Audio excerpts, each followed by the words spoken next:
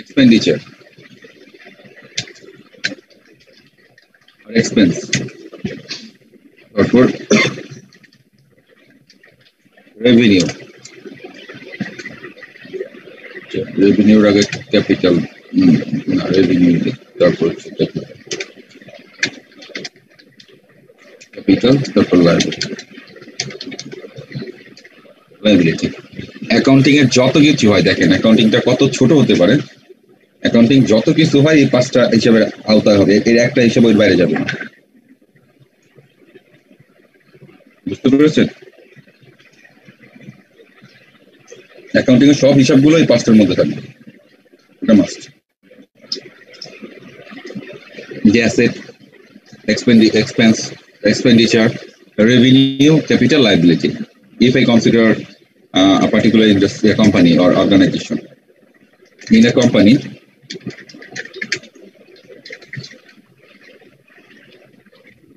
all elements account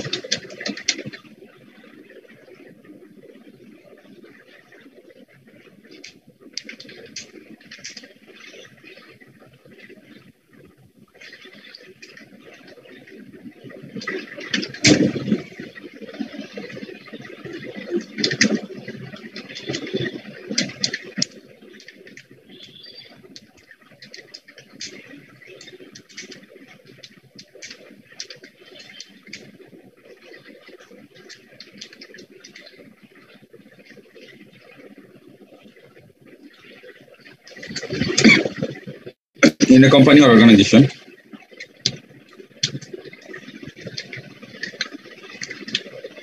all elements or accounts will be entitled with the mentioned 5 major accounts. যা কিছু হবে এই পাঁচটার মধ্যে থাকতে হবে। এখন বলতে পারেন হাউ ক্যান ইট পসিবল? এটা অবশ্যই পসিবল যদি আপনি এটা আগে মাথার ভিতরে নিতে পারেন যে পাঁচটার মধ্যে। এখন আগে বুঝতে হবে অ্যাসেটটা কি, এক্সপেন্স কি অথবা এক্সপেন্ডিচার, রেভিনিউ, ক্যাপিটাল, লাইবিলিটি কি, এই জিনিসগুলো আগে আমার জানতে হবে। জানলে আমি ইজিলি ক্যাটাগরাইজ করতে পারবো। তো আমি যদি চিন্তা করি অ্যাসেট কি, অ্যাসেট হচ্ছে দিয়ে যেটা আপনার প্রতিষ্ঠানের মুনাফা অর্জনের জন্য বারবার ব্যবহার করা যায়। যেমন ধরেন আপনি কম্পিউটার, এটা মুনাফা অর্জনের জন্য ব্যবহার করতে হয়, কারণ রেকর্ড রাখতে হয়। আপনি মেশিনারিজ, পণ্য তৈরি করতে হয়। বিল্ডিং, যেখানে বসে আপনার কাজ করতে হবে। মানে যেই জিনিস যার হচ্ছে গিয়ে কোম্পানি রেভিনিউ জেনারেশন করার জন্য বা রেভিনিউ জেনারেট করার জন্য বা রেভিনিউ আর্ন করার জন্য যে অ্যাক্টিভিটিস গুলো করা হয় এবং যেই উপাদানগুলো আপনার বারবার ব্যবহার করা হয় এক বছরের, মানে এক বছরও হতে পারে বা এক বছর বেশি হতে পারে, সেটা হচ্ছে আমার অ্যাসেট। যেমন ধর আপনার বিল্ডিং, ক্যাশ, আপনার হচ্ছে গিয়ে ল্যান্ড, তারপর হচ্ছে আপনার ফার্নিচার, তারপর মেশিনারিজ, ইকুইপমেন্ট, এগুলো অ্যাসেট।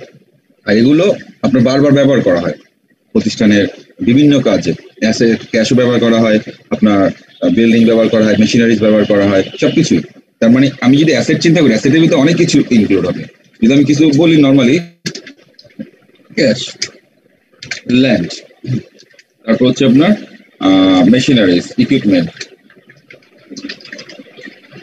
তারপর কি হতে পারে আপনারা বলেন তো?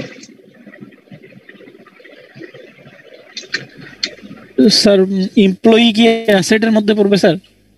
সরি, এমপ্লয়ি মানে একটা, না এমপ্লয়ি অ্যাসেটের মধ্যে পড়বে না, এমপ্লয়ি অ্যাসেটের মধ্যে পড়বে না। কেন পড়বে না এটা আপনাকে পরে বলতে পারবো আমি, ঠিক আছে? আর কি হতে পারে বলেন তো? জি স্যার,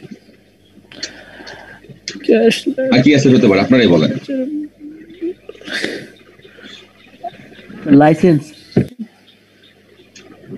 লাইসেন্স, ভালো কথা বলছেন, এটাকে বলবো ট্রেড লাইসেন্স।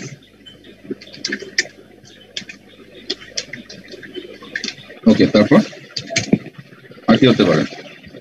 র ম্যাটেরিয়ালস বলা যায়, কিন্তু র ম্যাটেরিয়ালস আপনার এটা আমি কারেন্ট অ্যাসেটে বলতে পারি, এটা আমি পরে পড়বো। র ম্যাটেরিয়ালস এভাবে না, এটা হচ্ছে বছর শেষে যতটুকু থাকবে ওইটা আপনার অ্যাসেট হয়, ঠিক আছে? বছর শেষে মানে আপনার ইয়ার ক্লোজিং, আপনি র ম্যাটেরিয়ালস দিয়ে কি করেন? আপনি র ম্যাটেরিয়ালস দিয়ে পণ্য বানান। এখন আপনি র ম্যাটেরিয়াল বছর শেষে কিছু মানে অব্যবহৃত আছে, সেটা আপনার অ্যাসেট হবে, ঠিক আছে? আবার এটাই বছরের শুরুতে আবার খরচ হয়ে যাবে। কেন? কারণ আবার আপনি পণ্য বানানোর জন্য এটা ব্যবহার করবেন। আর হচ্ছে গিয়ে আপনার র মেটেরিয়ালস দুই ধরনের হয়, একটা হচ্ছে বছরের শুরুতে, একটা বছরের শেষে। র মেটেরিয়ালস জিনিসটা সেম, যে এটা তো টাকা দিয়ে কিনতে হয়, কিন্তু র মেটেরিয়ালস যদি আপনি কিনবেন কি জন্য? পণ্য বানানোর জন্য। তো আপনি বছরের শুরুতে যদি এটা থাকে তাহলে এটা খরচ। কারণ কি? কারণ হচ্ছে আপনি এটা কিনে তারপর শুরু করলেন। আর বছর শেষে যখন এটা অবিকৃত থাকবে তখন এটা সম্পদ। কেন?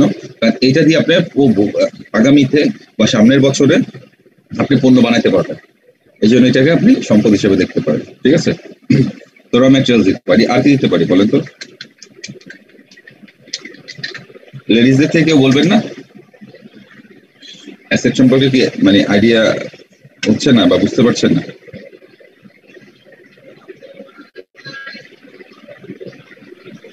আর দুই একটা বলেন তো।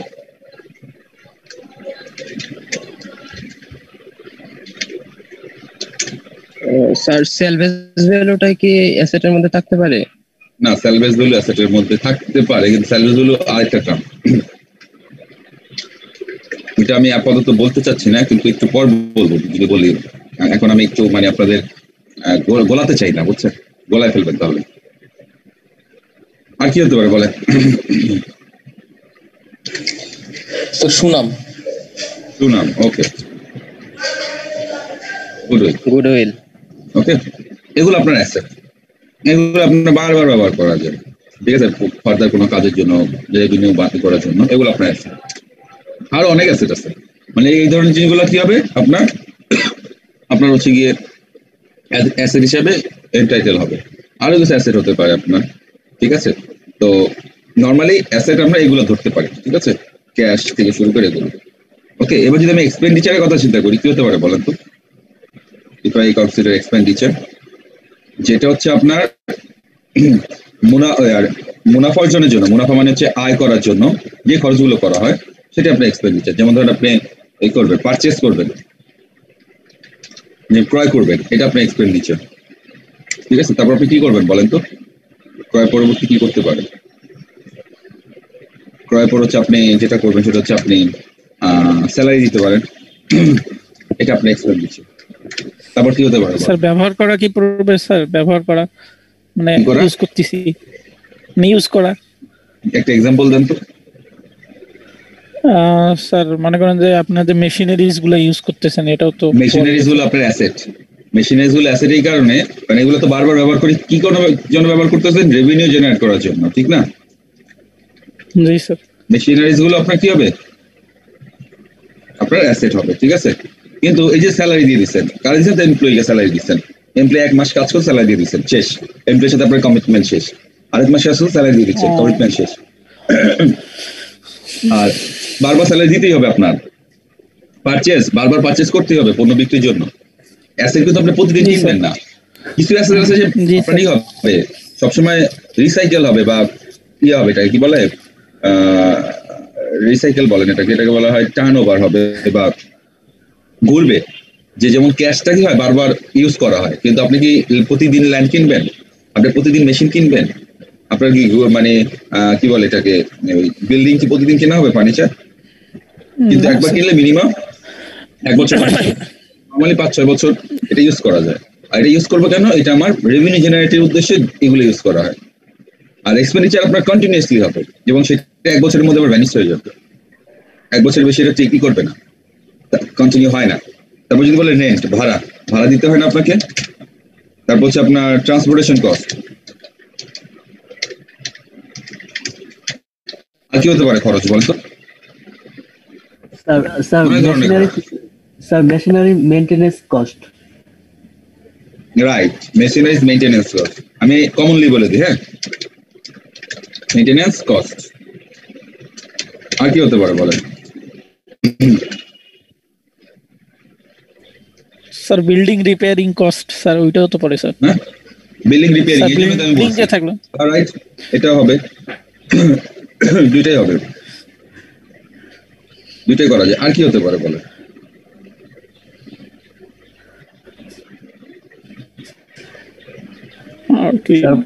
ফার্নিচারিং কস্ট। কি কস্ট? ফার্নিচারিং মানে হচ্ছে ওই ডেপ্রিসিয়েশনের মধ্যে পড়বে এগুলো সব। আরো অনেক খরচ আছে, কি হতে পারে বলেন? ইন্টারেস্ট, আপনি লোন নিলে আপনাকে ইন্টারেস্ট দিতে হবে না? ছেড়ে জি দিব স্যার। আপনাকে? তারপর কি হতে পারে? না স্যার। ট্যাক্স, ট্যাক্স ছাড়া বাঁচতে পারবেন? ওকে, আর কি আছে? আপনাদের মধ্যে কেউ ট্যাক্স দিচ্ছেন এবার? স্যার ওই যে দেখা গেল যে স্যার ক্লায়েন্ট আসলে আপ্যায়ন খরচটা পড়ে স্যার। কি দিব বলেন? ডেটিং কস্ট না রিফ্রেশমেন্ট কস্ট, কি দিব? Refreshment cost. শিওর লিভার? জি স্যার। Refreshment cost. কস্ট। আর কি হতে পারে কস্ট, বলেন? ইলেকট্রিসিটি বিল, এটাকে ইউটিলিটি বলা যায়। যা মনে আসে বলেন, আপনারা আটকাবেন না, আটকালে আপনারা শিখতে পারবেন না। টেলিফোন কস্ট, কি কস্ট বলেন? মানে মোবাইল ফোনের যে কস্টটা। Telephone bill. টেলিফোন বিল, হ্যাঁ।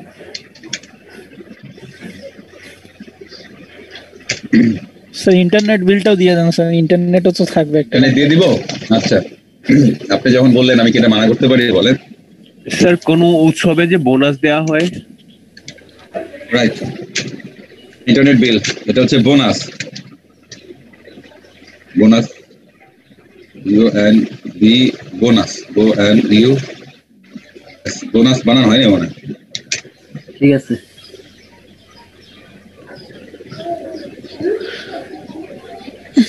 হ্যাঁ হয়েছে। তারপর আর কি হতে পারে?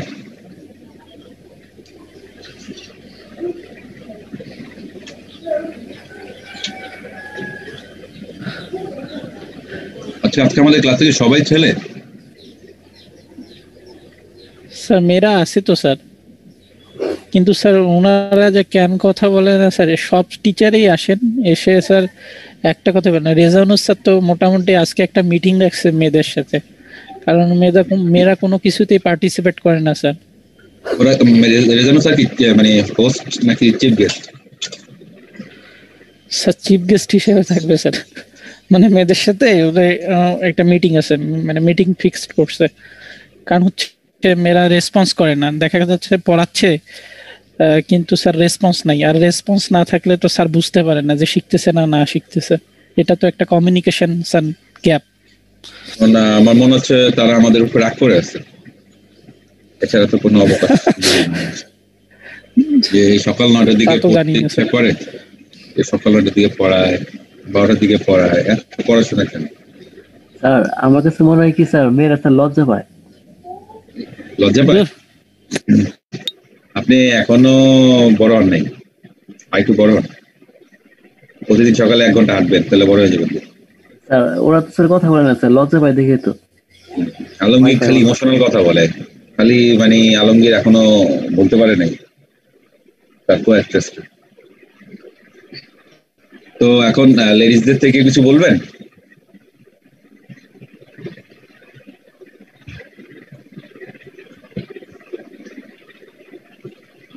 নাকি তারা নীরব প্রতিবাদ করছে? কোনটা লিমন? তারা স্যার রান্না বান্না করতেছে মনে হয় স্যার। স্যার সেটা তো স্যার আসলে বড় জটিল প্রশ্ন স্যার, যে নীরব প্রতিবাদ। আমাদের এখানে মহসিনা আছে? না স্যার, ওর করোনা হয়েছে স্যার, করোনার কারণে আসতে পারে না ক্লাসে, মানে ওর করোনা হয়েছে, ও খুবই অসুস্থ। বুঝতে পেরেছি। ওকে, না একটা প্রত্যেকটা পার্টিসিপেন্টের উচিত রেসপন্স করা।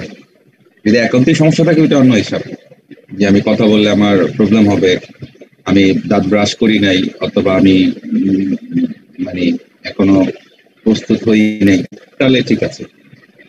কিন্তু যদি একদমই না বুঝে থাকেন তাহলে জানাবেন, আবার কিছু বুঝে থাকলেও জানাবে। আপনারা তো ধরেন এখানে কি বলে জাস্ট মাইন্ড হিসাবে আপনাদের মানে বসে থাকে, এটা আমরা এক্সপেক্ট করি না। বা আপনারা স্পেশাল কি বলে স্টুডেন্ট এরকম না, আপনারা নর্মাল স্টুডেন্ট, আপনাদের রেসপন্স করতে হবে, ঠিক আছে? চেষ্টা করবেন রেসপন্স করার। ওকে, তো এখানে হচ্ছে আপনার বোনাস দেওয়া হয়েছে, তারপর বোনাসের পর কি হতে পারে? কমিশন।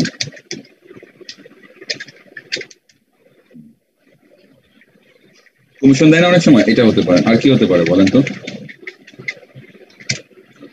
আরো অনেক কিছু হতে পারে, আমরা একটু লিখি আপাতত, ঠিক আছে? মাথায় আসলেই করবো। তার মানে খরচগুলো কি, খরচ আর অ্যাসেটের মধ্যে পার্থক্য কি জানেন? খরচ হচ্ছে আপনার এটা বারবার হয়, কন্টিনিউয়াসলি হয়, এবং এটা হওয়ার উদ্দেশ্য কি, রেভিনিউ করা। আর স্যার আরেকটা কষ্ট স্যার বলবো স্যার, ওইটার এক্সপেন্স বলে স্যার, যদি স্যার কখনো স্যার র্যাব বা পুলিশ এসে এই করে আর কি, ট্র্যাক করে, তখন স্যার তাদেরকে টাকা দিতে হবে, সেটা একটা কথা। না, ওইটা হচ্ছে কম্পেনসেশন, ওগুলো আলাদা। টাকা দিতে, ঘুষ দিতে, ওইটা লেখা যাবে যে ব্রাইবারি কস্ট, ওইটা বলা যাবে না। বলতে পারেন যে কম্পেনসেশন।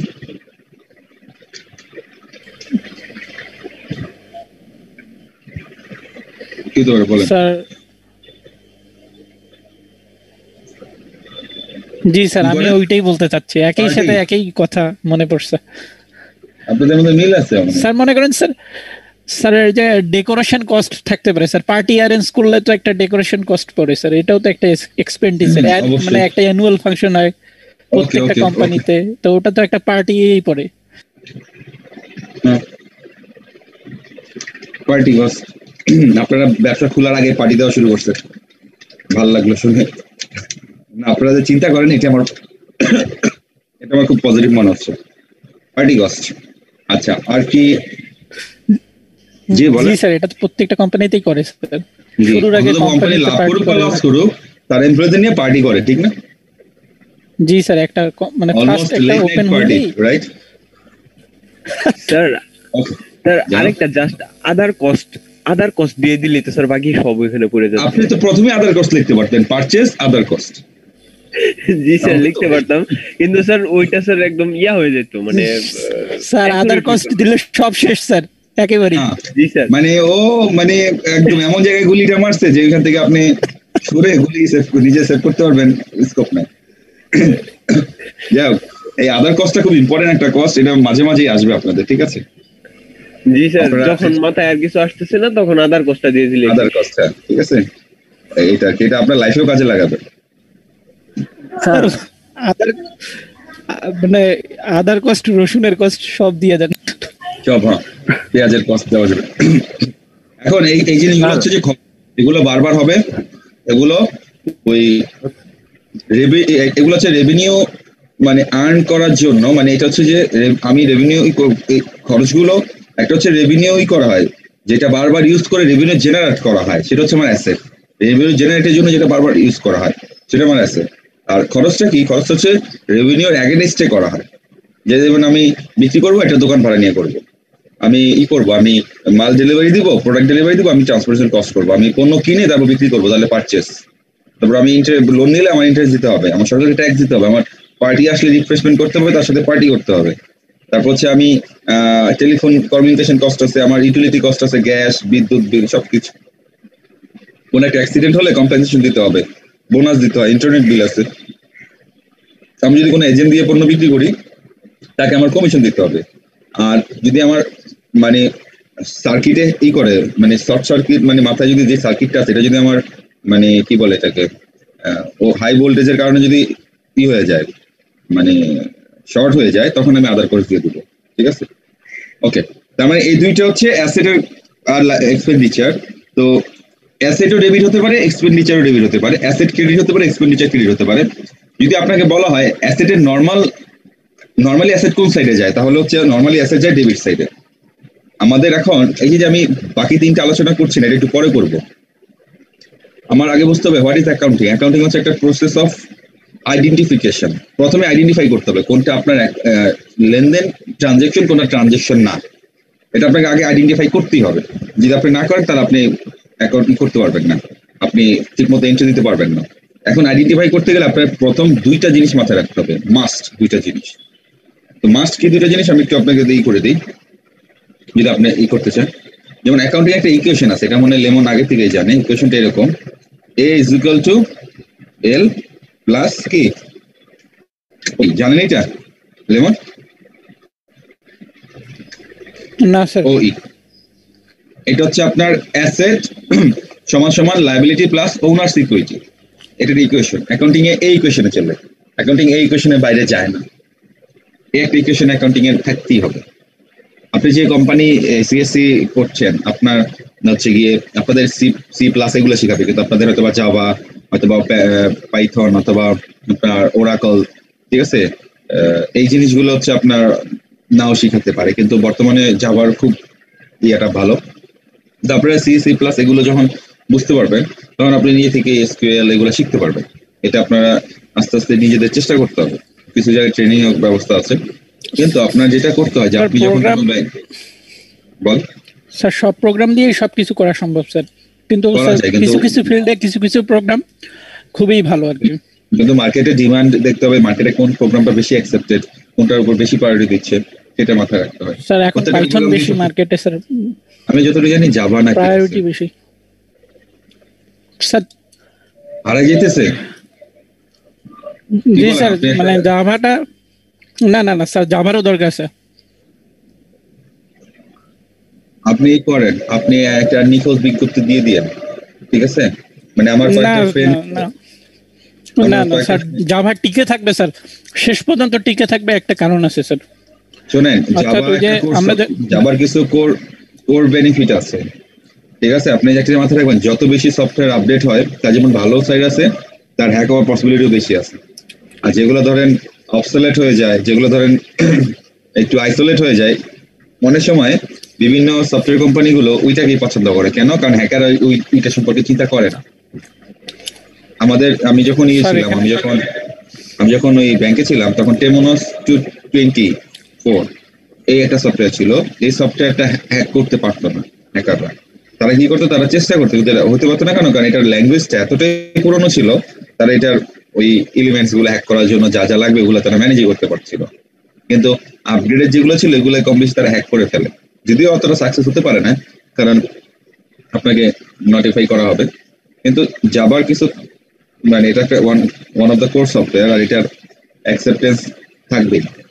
হয়তো আপনি যেটা বলছেন যে Python is doing better in the current situation, but sir আমি বলি স্যার, একটু বলা যাবে স্যার? কি বলে? পাইথনের সিকিউরিটি সব থেকে হাই স্যার, সব থেকে হাই হতে পারে। কারণ স্যার পাইথনে কোনো পয়েন্টার ব্যবহার করার কোনো সিস্টেম নেই, অর্থাৎ পয়েন্টার ব্যবহার করে আপনি যে পাসওয়ার্ড গুলান ব্যাক করবেন সে কোনো সিস্টেম নেই। মানে পুরো মেমোরি অ্যাড্রেস আপনি নিয়ে আসতে পারেন পয়েন্টার ইউজ করে, কিন্তু পাইথনে পয়েন্টারের কোনো অপশনই নেই, বুঝলেন স্যার? ভালো। জাভাতেও নাই স্যার, জাভাতেও নাই। জাভারও সিকিউরিটি হাই, পাইথনেরও হাই, কিন্তু সি এর সিকিউরিটি একটু লো, রাইট। ওকে, এখন এই যে A plus is equal to L plus OE, আপনারা যখন এই যে বিভিন্ন প্রোগ্রামিং করবেন, তখন আপনার কার জন্য প্রোগ্রামিং করবেন? নর্মালি এই যে সফটওয়্যার কোম্পানিগুলো এগুলো কাদের জন্য করে? এগুলোর হিউজ একটা পোর্শন থাকে হচ্ছে বিজনেস পারপাস। আপনার অন্য পোর্শন থাকতে পারে, কিন্তু আপনার একটা যে কয়টা প্রতিষ্ঠান থাকে, ব্যবসা প্রতিষ্ঠান, সেই কয়টা কি মানে একটা এরিয়ার মধ্যে হাসপাতাল থাকে না? কিন্তু সব জায়গায় সফটওয়্যার লাগবে, সব জায়গায় প্রোগ্রামিং লাগবে, কিন্তু প্রোডাকশনে প্রোগ্রামিং লাগে, রোবট তৈরি করতে তো প্রোগ্রামিং লাগবে। কিন্তু আপনার এই যে বিজনেস পারপাস, ইকোনমিক পারপাস যে সফটওয়্যারগুলো ইউজ করতে হবে, সেখানে তো আপনার আলটিমেট কি বিজনেস যারা করে তাদের প্রফিট। তো প্রফিট করতে গেলে আপনার তো এল প্লাস ওই মাথায় রাখতে হবে। তার মানে আপনার এই সেটা আপনার মাথায় রেখে দিয়েন, আপনাদের ইন ফিউচারে কাজে লাগবে। Asset is equal to L plus liability plus ওই, মানে অ্যাসেট কার সমান হবে? লায়াবিলিটি এবং ওনার সিকিউরিটি সমান হবে। যদি বলছেন লায়াবিলিটি না থাকে, তাহলে লায়াবিলিটি জিরো, ওনার সিকিউরিটি যে পরিমাণ অ্যাসেট সেই পরিমাণ ওনার সিকিউরিটি। আর ওনার সিকিউরিটি কি? যেটা মালিক দেয় সেটাকে বলা হয় ওনার সিকিউরিটি। আর লায়াবিলিটি কি? যেখানে ধার করে নেওয়া হয়, বা কেউ আপনার থেকে টাকা পায়, বা কাউকে আপনি কারোর থেকে বাকিতে কিনছেন বা লোন নিচ্ছেন, এগুলো লায়াবিলিটি। অ্যাসেট তো আপনারা জানেন। এটা হচ্ছে একটা ইকুয়েশন। এখন এই ইকুয়েশনটাকে আরেকটু বড় করা যায়। বড় করা যায় কিভাবে? দেখেন, এ ইজ ইকুয়াল টু এল, তারপর হচ্ছে প্লাস ব্র্যাকেট দিয়ে আর রেভিনিউ, ঠিক আছে, প্লাস সিতে ক্যাপিটাল, মাইনাস ইতে এক্সপেন্ডিচার, মাইনাস ডিতে ড্রয়িংস। তার মানে ও কে এরকম 4টা ভাগে ভাগ করা যায়। ওই কি হয়? ওই হচ্ছে মালিকানা সত্ত্ব বা মালিকের অংশ বা মালিকদের অংশ। সেখানে মালিক যদি আরো কিছু দেয়, ওই বাড়বে। প্রতিষ্ঠান যদি রেভিনিউ করে, ওই বাড়বে। প্রতিষ্ঠান যদি খরচ করে, ওই কমে যাবে। প্রতিষ্ঠান যদি মালিকরা যদি টাকা উত্তোলন করে, টাকা নিয়ে যায় নিজের ব্যবহারের জন্য, তাহলে ওই কমবে। এই 4টা জিনিস আপনাকে মাথায় রাখতে হবে, ওই 4টা প্রশ্ন। ওকে, আর এল তো আমরা জানি, আর এ তো জানি আমরা, ঠিক আছে এইটা। তো এখন আমরা যদি চিন্তা করি যে এখানে আমাদের 5টা অ্যাকাউন্ট, 1 2 3 4 5, এখানে কয়টা হলো? 1 2 3 4 5 6টা হয়ে গেল। ব্যাপারটা কিরকম হয়ে গেল না, যে অ্যাসেট ঠিক আছে, লায়াবিলিটি ঠিক আছে, রেভিনিউ ঠিক আছে, এক্সপেন্ডিচার ঠিক আছে, আর ক্যাপিটালকে ভাগ করে নেওয়া হয়েছে সি এবং ডি তে। ক্যাপিটাল হচ্ছে সি ডি দুইটা, তার মানে ক্যাপিটাল সিডি কেন? ক্যাপিটাল হচ্ছে ক্যাপিটাল যদি দেয় তাহলে ওনার সিকিউরিটি বাড়বে, আর চলে গেলে ওনার সিকিউরিটি কমবে। আর যখন টাকা নিয়ে যাবে তারা নিজেদের ব্যবহারের জন্য, বা প্রতিষ্ঠান থেকে টাকা নিয়ে অন্য জায়গায় চলে যাবে, বা প্রতিষ্ঠান থেকে থাকবে না, তখন আপনার এটাকে ড্রয়িংস বলা হয়, উত্তোলন। এই ড্রয়িংসটা আপনারা কমাই দিবে। তার মানে ইকুয়েশন প্রথম 3টা এলিমেন্ট, ওইকে বড় করে 4টা লেখা হলো। কেন 4টা লেখা হলো সেটা আমি বললাম। এখন তারপর দেখলাম 6টা হয়ে যায়, তো আমার তো হিসাব আছে 3টা, সরি 5টা। 6টা কেন হলো? কারণ ক্যাপিটালের জন্য 2টা পার্ট, সি আর ডি। সিতে হচ্ছে আপনার মানে ক্যাপিটাল আসে, ডিতে হচ্ছে চলে যায়, এই জন্য। তো এটা হচ্ছে আপনার মানে এই ইকুয়েশনটা হচ্ছে আপনার একদম মাথায় রাখতে হবে, এটা আপনি ভুলে গেলে হবে না, ঠিক আছে। আমি যদি আরেকটু করি, এখানে যদি আমি দিই এক্সপেন্ডিচার, এখানে আমি ক্যাপিটালটাকে বলি প্লাস দিই, এক্সপেন্ডিচারটাকে আমি মাইনাস দিতে পারি, এক্সপেন্ডিচারকে মাইনাস দিব, ডি ড্রয়িংস। ওকে, তাহলে আরেকটু ইজি হয়ে যাবে। এটা হচ্ছে আমার ইকুয়েশন। এই ইকুয়েশনটা আমার মাথায় রাখতে হবে, A is equal to L plus OE, A is equal to L plus OE. এটা যদি সেগ্রিগেট করি, এটা হচ্ছে আর, তার সাথে এক্সপেন্স বাদ দিব, সি ক্যাপিটাল, তার থেকে বাদ দিব হচ্ছে ডি ড্রয়িংস। এটা হচ্ছে আমার ইকুয়েশন। ওকে, এই ইকুয়েশনটা মাথায় রাখতেই হবে আপনাকে, এই ইকুয়েশন ভুলা যাবে না। এখন আমি যে ডেফিনেশন ছিলাম, what is accounting? Accounting is a process of, যদি আমি অ্যাকাউন্টিং এ যাই, যদি এখানে একটা ডেফিনিশন আছে দেখেন, accounting is the process of recording. তো রেকর্ডিং এর আগে আপনাকে আইডেন্টিফাই করতে হয়, তো সেটা লেখেন আর কি, recording, classifying, summarising business transaction and interpreting the result thereof. এর মধ্যে অনেকগুলো কথা আছে। প্রথম কথা হচ্ছে বিজনেস ট্রানজাকশন কি, এটা জানতে হবে আপনাকে। বিজনেস ট্রানজাকশন না জানলে আপনি রেকর্ডিং কিভাবে করবেন, ক্লাসিফাইং কিভাবে করবেন, সামারাইজিং তো পরের কথা। তো বিজনেস ট্রানজাকশন হচ্ছে ওই ধরনের ট্রানজাকশন বলা হয় যেটা আমার ওকে এফেক্ট করবে। ওকে মানে হচ্ছে যে A is equal to L plus OE কে এফেক্ট করবে, এটা আমার হচ্ছে অবশ্যই করতে হবে।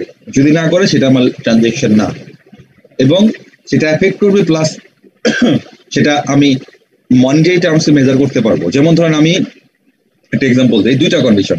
আমার হিসাব সমীকরণ, এটাকে বলা হয় অ্যাকাউন্টিং ইকুয়েশন, যেটা বাংলায় বলা হয় হিসাব সমীকরণ, ওকে এফেক্ট করবে। সেকেন্ড হচ্ছে ওই ট্রানজাকশনের অ্যামাউন্টটা মানে মনিটারি টার্মে কনসিডার করতে হবে। এখন মনিটারি টার্ম মানে আর্থিক মূল্য। যেমন ধরেন আপনি একটা পণ্য কিনবেন, 5,000 টাকার পণ্য কেনার জন্য ফরমাইশ দিচ্ছেন। কি দিচ্ছেন বলেন তো? 5,000 টাকার পণ্য কেনার জন্য ফরমাইশ মানে একটা অর্ডার দিচ্ছেন। এটা কি লেনদেন হবে নাকি হবে না বলেন তো? বা এটা কি ট্রানজাকশন বলা যায়? ট্রানজাকশনের বাংলা হচ্ছে লেনদেন, বলা যায় এটাকে? আপনি একটা প্রোডাক্ট মানে 10 পিস প্রোডাক্ট বা 1000 প্রোডাক্ট কেনার জন্য ফরমাইশ দিচ্ছেন, এটা কি হতে পারে? জি স্যার, লেনদেন তো স্যার। আচ্ছা, কেন লেনদেন? যেমন স্যার এটা তো যে আপনি টাকার বিনিময়ে প্রোডাক্ট নিচ্ছেন স্যার। টাকা, ওকে, টাকার বিনিময়ে টাকা অবশ্যই দিচ্ছেন আর কিছু নিচ্ছেন না। আমি ফরমাইশ প্রদান করছি, আমি নেই নাই। ফরমাইশ প্রদান মানে কি জানেন? অর্ডার দিচ্ছেন। অর্ডার দেওয়া আর অর্ডার এক্সিকিউট করা কি এক? স্যার অর্ডার যতক্ষণ পর্যন্ত এক্সিকিউট হয়নি স্যার, ততক্ষণ পর্যন্ত সেটা লেনদেন নয় স্যার। নয়, রাইট। তার মানে ফরমাইশ প্রদান করছেন যে আমার এই পণ্য লাগবে, আপনি টাকা দেন নাই, দিচ্ছেন টাকা অ্যামাউন্ট বলে দিচ্ছেন এত টাকা পণ্য লাগবে, কিন্তু যতক্ষণ পর্যন্ত টাকা না দিবেন এটা কি আপনার এই এ প্লাস ওই এর মধ্যে কোনো এফেক্ট করবে বলেন তো? যদি আপনি পণ্যটা কিনতেন, যেমন ধরেন পণ্য যদি কিনতেন, পণ্যটা কিনলে আপনার কি চলে যেত বলেন তো? টাকা চলে যেত না আসতো? চলে যাইতো। তাহলে ক্যাশ দিয়ে কি হতো? অ্যাসেট কমতো না বাড়তো? অ্যাসেট কমে যেত নাকি যেত না? অ্যাসেট মাইনাস হতো, কমতো স্যার। আর এই যে ফরমাইশ দিলেন, পণ্য কিনছেন, পণ্য একটা খরচ, খরচ কি করে? ওই বাড়ায় না কমায় বলেন? এখানে দেওয়া আছে বাড়ায় স্যার, ওই বাড়ায় মানে স্যার। এই যে দেখেন এক্সপেন্ডিচার মাইনাস ওই বাড়ায় না, রেভিনিউ ওই বাড়ায় না কমায় স্যার, কমায় স্যার। রেভিনিউ ওকে, খরচ ওই কমায়। তাহলে এটা কি হবে? এটাও কমবে নাকি? দুইটাই কমবে, কিন্তু আপনি কি টাকা দিচ্ছেন যে এটা হবে? টাকা দিলে যদি বলতো যে ফরমায়েশ গ্রহণ, তখন বলতো যে পণ্য ক্রয়, কিন্তু এবার বলছে কি পণ্য 10,000 টাকার পণ্য ক্রয়ের জন্য ফরমায়েশ গ্রহণ বা ফরমায়েশ প্রদান, আমরা প্রদান করছি। সেটা আপনার কি হবে না বলেন তো? সেটা আপনার কি ওই বলে হবে না স্যার, সেটা আপনার মানে লেনদেন amount হবে আছে, না। কিন্তু এই যে এইটার উপরে কোনো ইফেক্ট পড়ে নাই। এইটার উপর ইফেক্ট না পড়লে এটা লেনদেন হয় না। দুইটা হইতে হবে, ইফেক্টও করতে হবে, টাকায় পরিমাপ করা যেতে হবে। যদি ইফেক্ট না পড়ে, টাকায় পরিমাপ না করা যায়, তাহলে লেনদেন না। যদি একটা হয় তাহলে লেনদেন না, অ্যাট লিস্ট দুইটা হইতেই হবে, এটা মাস্ট, যে টাকায় পরিমাপ করা যাবে আবার ওইতে ইফেক্টও পড়বে। ঠিক আছে?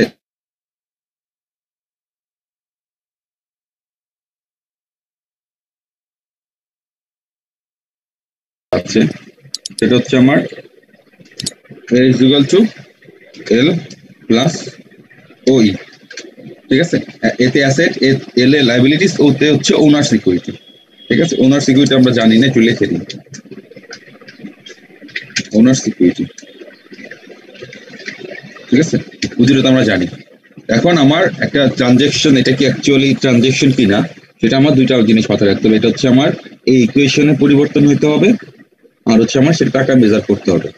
যেমন ধরেন একটা শ্রমিক মারা গেল, তাতে ব্যবসায় ক্ষতি হবে, এটা স্বাভাবিক। হয়তো ওই দিন প্রোডাকশন হবে না, বা হচ্ছে একজন ভালো শ্রমিক ছিল, কিন্তু এটা কি টাকায় পরিমাপ করা যায়? এটা টাকায় পরিমাপ করা যায় না। এই জন্য সেটা কি হবে না, লেনদেন হবে না।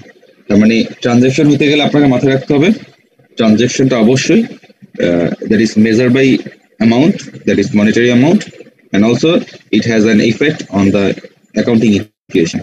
এটার অবশ্যই একটা ইফেক্ট থাকতে হবে অ্যাকাউন্টিং ইকুয়েশনে, আদারওয়াইজ ওই ঘটনা ইভেন্টকে লেনদেন হিসাবে কনসিডার করা যাবে না। তো প্রথম হচ্ছে রেকর্ডিং, তারপর ক্লাসিফাইং, তারপর সামারাইজিং। রেকর্ডিং মানে আপনি আগে সিলেক্ট করবেন which one will be considered as a transaction or not. যখন দেখবেন যে এটা ট্রানজেকশন, তখন রেকর্ড করে রাখতে হবে, লিখে রাখতে হবে। লিখে রাখার পরে আপনাকে এটা করতে হবে, আপনাকে ক্লাসিফাই করতে হবে। কিভাবে ক্লাসিফাই করব?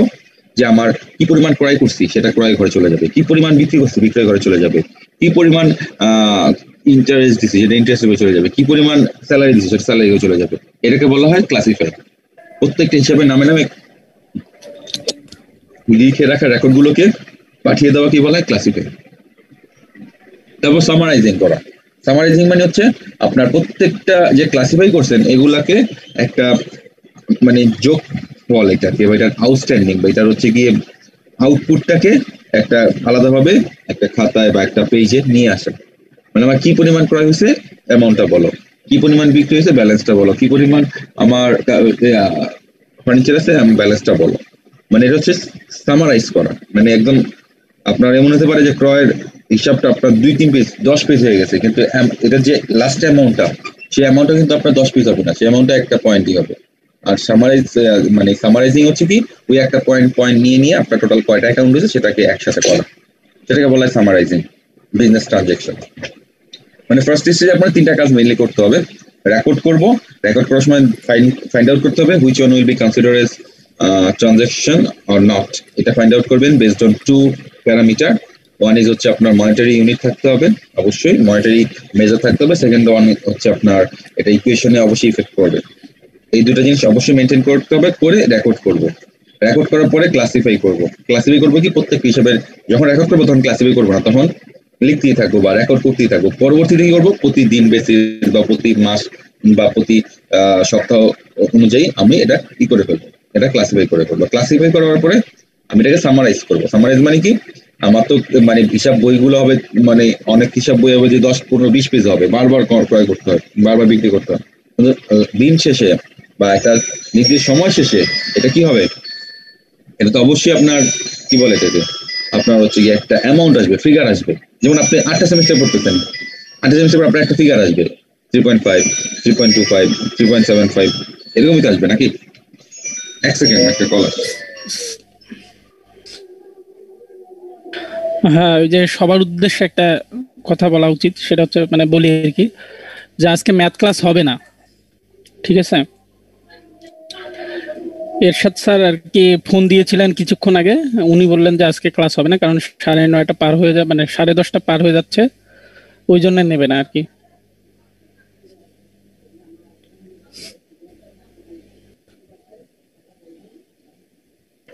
সরি আপনাদের। এখন আপনাদের হচ্ছে গিয়ে যে আমার প্রথম 3টা কাজ কি, যেমন ধরেন আপনি প্রথম তো 2টা এলিমেন্ট বললাম যে আপনাকে ধরতে হবে যে কোনটা লেনদেন কোনটা লেনদেন নয়, কোনটা ট্রানজাকশন কোনটা ট্রানজাকশন নয়। আপনি যখন বুঝতে পারবেন লিখে ফেলবেন একটা খাতায়। লেখার পর কি করবেন, এটাকে বিভিন্ন হিসাব অনুযায়ী, আমরা যে কতগুলো হিসাব দেখলাম আরো অনেক হিসাব আছে, হিসাব অনুযায়ী কি করবো ওদের আলাদা আলাদা বইতে আমি পাঠাই দিব যে এইটা এই বইতে লেখো, ক্রয় বইতে লেখো, এটা বিক্রয় বইতে লেখো, এটা স্যালারি বইতে লেখো। আর যদি অনলাইন হয় তাহলে বিভিন্ন একটা উইন্ডো থাকবে, এটা এই উইন্ডো লেখো, এটা এই ক্যাটাগরিতে লেখো। তারপর এগুলোকে সামারাইজ, ক্লাসিফাইং করার পর সামারাইজ করবো। সামারাইজ করার পরে পরবর্তী কাজ হচ্ছে আমি ইন্টারপ্রেট করব। ইন্টারপ্রেট কি, সকল অ্যাকাউন্ট গুলাকে আমি 2টা ভাগে ভাগ করে ফেলবো। একটা হচ্ছে কি কিছু অ্যাকাউন্ট যাবে হচ্ছে আয় ব্যয় হিসাব করবো একটা, সেখানে কিছু অ্যাকাউন্ট যাবে হচ্ছে আমার ব্যালেন্স শিট বলে সেখানে।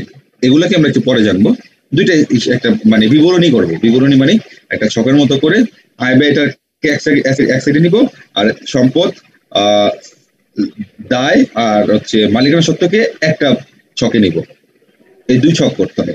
আমি আবার বলতেছি, এই যে সামারি করব, সামারি করা মানে হচ্ছে যে আমি এটাকে ওই প্রত্যেক হিসাবের একটা মেইন মানে লাস্ট রেজাল্টটা নিয়ে আমি একটা মানে টেবিল ক্রিয়েট করে একটা ছক আঁকবো। এই ছকের থেকে আমি এগুলোকে ইন্টারপ্রেট করবো। কিভাবে ইন্টারপ্রেট করবো সেটা হচ্ছে আমি ওই 2টা বিবরণী করবো, 2টা স্টেটমেন্ট করবো। একটা হচ্ছে আয় ব্যয় স্টেটমেন্ট আর একটা হচ্ছে আপনার ব্যালেন্স শিট স্টেটমেন্ট। তো আয় ব্যয় স্টেটমেন্টের মাধ্যমে বুঝতে পারবো কতটুকু আয় হলো কতটুকু ব্যয় হয়েছে, তাহলে আমি মুনাফাটা জানতে পারবো। আর ব্যালেন্স শিটের মাধ্যমে আমি বুঝতে পারবো আমার কি পরিমাণ সম্পদ আছে, কি পরিমাণ দায় আছে, কি পরিমাণ মালিকানা সত্ত্ব আছে। আর আমার ব্যালেন্স শিটটা থাকবে A = L + OE। আর আয় ব্যয় থেকে যে মুনাফাটা হবে সেই মুনাফাটা মালিকানা সত্ত্বের সাথে যোগ হয়ে যায়। তার মানে আয় ব্যয় ওই বছর কমপ্লিট, ওইটার আগামী বছর আসে না, কিন্তু ব্যালেন্স শিট আগামী বছরও চলবে, এর সাথে আরো অ্যাড হবে, আর প্রয়োজন হলে বাদ হবে। এটা হচ্ছে আমার মানে অ্যাকাউন্টিং এর ডেফিনিশন। যদি বলে accounting is the process of recording, classifying, summarising business transaction and interpreting the result thereof. এবং স্টেটমেন্ট করে বিবরণী করে আমি এটা ইন্টারপ্রেট করবো, এটা পজিশন ভালো না খারাপ, এটা কি আরো আপগ্রেড হওয়া উচিত নাকি স্ট্যান্ডার্ড, এই জিনিসগুলো। এটা হচ্ছে আমার অ্যাকাউন্টিং এর ডেফিনিশন। অ্যাকাউন্টিং এর ডেফিনিশন যদি কোনো কোশ্চেন থাকে আমাকে বলতে পারেন, নাহলে আমি ওই আদার্স যে অ্যাকাউন্ট গুলো আছে সেখানে চলে যাব। আমরা অলরেডি কয়টা আলোচনা করছিলাম? 2টা পার্ট, রাইট? একটা হচ্ছে অ্যাসেট, একটা হচ্ছে কোনটা বললাম এক্সপেন্ডিচার। এখন আমাদের কোনটা আছে বলেন তো? রেভিনিউ নাকি? রেভিনিউ আছে, ক্যাপিটাল আছে, লায়াবিলিটি আছে। ওকে, রেভিনিউ মানে যেটা আয়। আয় কিভাবে বলেন তো? সেলস করলে আপনার আয় হবে। আপনি যখন সেল করবেন তখন আয় হবে। আপনি যখন কি দিবেন, সার্ভিস দিবেন, তখন কি হবে? আয় হবে। ঠিক আছে? আপনার আয় আবার কিভাবে হতে পারে বলেন তো? আর কিভাবে আয় হতে পারে? এই তো সেলস আর সার্ভিস স্যার, এই দুটেই তো আর তো দেখি না স্যার চোখে। আপনি হতে পারে আপনি কমিশন দিচ্ছেন, আপনি কমিশন তো পেতেও পারেন না? হ্যাঁ হতে পারে স্যার। তাহলে রিসিভ করতে পারেন না কমিশন? আপনি ইন্টারেস্ট দিচ্ছেন, আপনি ইন্টারেস্ট কি পেতে পারেন না? রিটার্ন ইন্টারেস্ট, হ্যাঁ স্যার পাবো স্যার। তারপর আপনি কি ডিভিডেন্ড পেতে পারেন না? জি স্যার, অনেকগুলো বলতে পারেন স্যার আমি ডিভিডেন্ড দিব, পাবো কেন? ডিভিডেন্ড পাবেন কেন জানেন? কারণ আপনি কোনো প্রতিষ্ঠানে আপনি নিজে ওইখানে ইনভেস্ট করছেন। হতে পারে নাকি পারেন? জি স্যার হতে পারে স্যার। স্যার শেয়ার কেনার মাধ্যমেই তো স্যার ডিভিডেন্ড পায় স্যার না? না, শেয়ার কেনার মাধ্যমে আপনার ইনভেস্টমেন্ট বাড়বে। ইনভেস্টমেন্ট একটা অ্যাসেট, আমরা অ্যাসেটে লিখি নাই। শেয়ার কেনার পরে আপনি একটা নির্দিষ্ট সময় পরে ডিভিডেন্ড পাবেন, সেটা আপনার আয় হবে। যদি আপনি কোনো কোম্পানির শেয়ার কেনেন তাহলে এটা আপনার ইনভেস্টমেন্ট, আর ওই কোম্পানি আপনাকে যা দিবে এটা আপনার আয়। ঠিক আছে? এগুলো হচ্ছে আমার রেভিনিউ। ওকে, রেভিনিউ এই জিনিসগুলো নরমালি আমার রেভিনিউ হয়। তারপর যদি আমি চিন্তা করি কি আছে, লায়াবিলিটি, এগুলো দায়। দায় কেমন হয় দেখেন, দায় হচ্ছে যেমন ধর আপনি ব্যাংক লোন নিলেন, কি হবে এটা? ক্যাপিটালটা বাদ দিলেন স্যার? ক্যাপিটাল পরে যাবো, ছোট তো এই জন্য। ব্যাংক লোন, ব্যাংক লোনটা কি আপনার এটা হচ্ছে আপনার কি বলে, এটা আপনি লোন নিচ্ছেন। তারপরে এমন হতে পারে যে আপনি কি করে ফেলছেন, আপনার একটা খরচ হয়েছে কিন্তু খরচের টাকা দেন নাই। একটা এক্সাম্পল বলি, আপনি বেতন, ও 1 মাস কাজ করছে কিন্তু বেতন দেন নাই, ওর বেতন হতে পারে না? এটা আপনাকে কি করতে হবে? আজকেও জি কালকেও স্যার, কি এটা পরিশোধ করতে হবে স্যার। পরিশোধ করতে হবে। তার মানে এটা আপনি বাধ্য, আপনি লায়াবল নাকি? যেটা জি স্যার। বলা রুট বলা যায় নাকি যায় না? জি স্যার। অ্যাক্রুড বলা যায়, যাকে কি বলা হয়? অ্যাক্রুড। ঠিক আছে, অ্যাক্রুড এক্সপেন্স বলা যায়। সেগুলোকে আপনার বলতে হবে অ্যাক্রুড এক্সপেন্স, যেগুলো হচ্ছে আপনার আপনি এক্সপেন্স আপনার খরচ, এক্সপেন্স আপনার মানে ইয়া হয়, কিন্তু যেগুলো খরচ কিন্তু আপনার খরচের টাকা দেননি, সেটা কি হবে? সেটা আপনার জন্য খরচও হবে, দায়ও হবে। যদি খরচের টাকা জি খরচ স্যার, হয়েছে, তাহলে স্যালারি আপনি তা- স্যালারি বেতন পাবে, আপনারা টাকা দিয়ে দিচ্ছেন, তার মানে ওর বেতন পাবে, ওর 1 মাস কাজ করছে, তার মানে আপনার একটা খরচ হয়েছে। এই খরচটা আপনি দুইভাবে ট্রিটমেন্ট করতে পারেন, টাকা দিতে পারেন অথবা জমায় রাখতে পারেন। টাকা দিলে আপনার কি হবে? আপনার হচ্ছে গিয়ে প্রতিষ্ঠান থেকে নগদ টাকা চলে যাবে, ক্যাশ চলে যাবে, যেটা হচ্ছে অ্যাসেট। আর যদি টাকা না দেন তাহলে প্রতিষ্ঠানের দায় বেড়ে যাবে। কেন? কারণ এটা আপনার আজকেও কালকেও কি করতে হবে বলেন তো? দিতেই হবে স্যার। এটা আপনাকে দিতেই হবে। তার মানে এটা আপনার মাথায় রাখতে হবে যে এটা আপনাকে আজকেও কালকেও এটা দিতেই হবে। তার মানে আপনি একটা জিনিস মাথায় রাখবেন, প্রত্যেকটা লেনদেনে ট্রানজাকশনে অ্যাটলিস্ট 2টা পার্ট থাকে। কয়টা পার্ট? অ্যাটলিস্ট 2টা পার্ট। এটা আপনার মাথায় রাখতে হবে, এর বেশি হতে পারে। যেমন আপনি ব্যাংক থেকে লোন নিছেন, এখানে কয়টা পার্ট? আপনি আর ব্যাংক 2টা পার্ট হতে পারে না? আপনি শ্রমিককে টাকা দিচ্ছেন, এখানে কয়টা পার্ট? আপনি আর শ্রমিক হতে পারে। জি স্যার। তার মানে প্রত্যেকটা লেনদেনে 2টা পার্ট থাকবেই, মাস্ট। সেটা জি স্যার। ইকুয়েশনের যে অংশ, সেই অংশের মধ্যে আপনার ইফেক্ট করবে। যেমন ধরেন আপনি টাকা দিয়ে আসবাবপত্র কিনছেন, হতে পারে টাকা দিয়ে আসবাবপত্র কিনে কি অস্বাভাবিক কিছু? তাহলে কি হলো? না আপনার নগদ স্যার। টাকা কমে গেল, আপনার ফার্নিচার নামে একটা সম্পদ বেড়ে গেল। ব্যাপারটা বুঝছেন? নগদ টাকা কমে যাচ্ছে, ফার্নিচার মানে একটা অ্যাসেট কি হচ্ছে? কমতেছে। হতেই পারে। আবার এমন হতে পারে যে আপনি নগদ টাকা দিয়ে দায় পরিশোধ করে দিচ্ছেন, তাহলে কি হবে? আপনার দায় কমে যাবে, অ্যাসেটও কমে যাবে। আবার মালিক কি করলো? প্রতিষ্ঠানে টাকা দিল, তাহলে কি হবে? টাকা দিলে মালিক যা দিবে তাই প্রতিষ্ঠানের জন্য ক্যাপিটাল। মালিক যদি একটা টিভিও দেয়, সেটাও ক্যাপিটাল। ঠিক আছে? তো এখন প্রতিষ্ঠানের জন্য টাকা দিল 1 লাখ, তাহলে মালিকের ক্যাপিটাল বাড়বে, আবার বাড়বে কি? নগদ টাকা বাড়বে।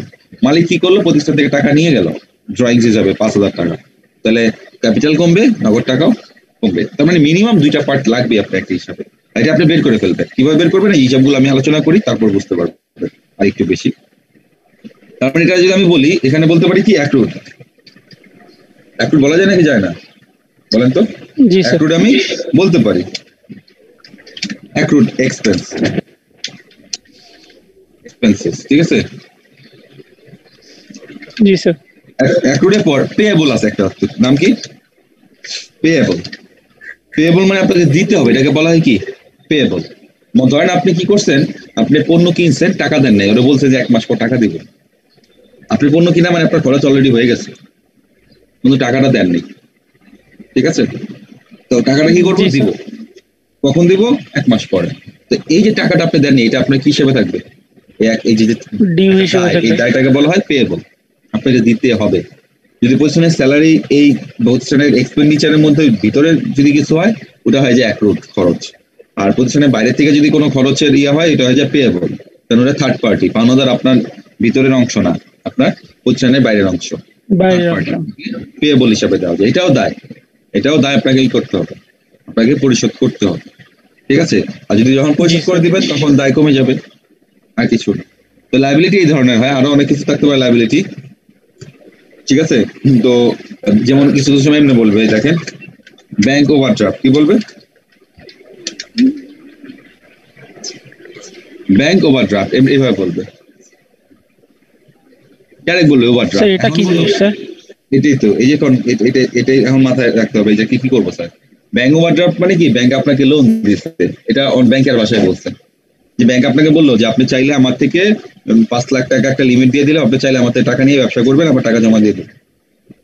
যে কদিন টাকা নিয়ে ব্যবসা করবেন ইন্টারেস্ট দিতে হবে, আর আপনার টাকা যদি মানে আমার থেকে না নেন তাহলে ব্যালেন্স তো 0 থাকবে, তখন আপনার কোনো ইন্টারেস্ট পড়বে না। মানে ব্যাংকের টাকায় ব্যবসা করে, এটা হচ্ছে ব্যাংক ওভারড্রাফট। আপনি যখন ব্যাংকের টাকায় ব্যবসা করবেন, আপনাকে ব্যাংকের টাকা কি পরিশোধ করতে হবে না? আমরা তো বাধ্য। জি স্যার, লায়াবিলিটিস। ঠিক আছে? মানে এগুলো হচ্ছে আমার লায়াবিলিটি। আর ক্যাপিটাল হচ্ছে কি? ক্যাপিটাল হচ্ছে খুব সিম্পল, এটা যা দিবে মালিক, যা কিছু দিবে। মালিক কি দিতে পারে বলেন তো? এনিথিং কি লিখবো? এনিথিং